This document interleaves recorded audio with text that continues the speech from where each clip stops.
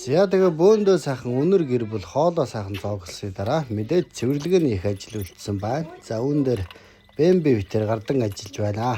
За Бэмби маань аягнуудаа угаахаар за аав нь ойр зүрийн юмнуудаа цуглуулах, хогоо шүүрдэх гэх зэрэг ажилд орлоо. Юу ч аа. Яа аяг тавуугаад. Хоолыг модоо аяг тавуугаад. Хоолоо зоогсны дараа аяг тавуугаад юм уу? Тэгэхгүй бол яа тийм. Муудахаар яа тийм. Тэгээ хайдаг. Хайдаг уу? Аяг тавахгүй болохоор яах вэ?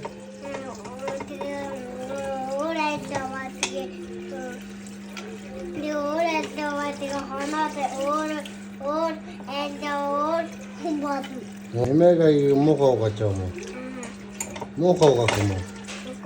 Ямар угаах юм? За тэгээ өнөө өрөөнөөс эхлээд за шинэ онныхаа махаар хийх, за буусныхаа захиалгуудаа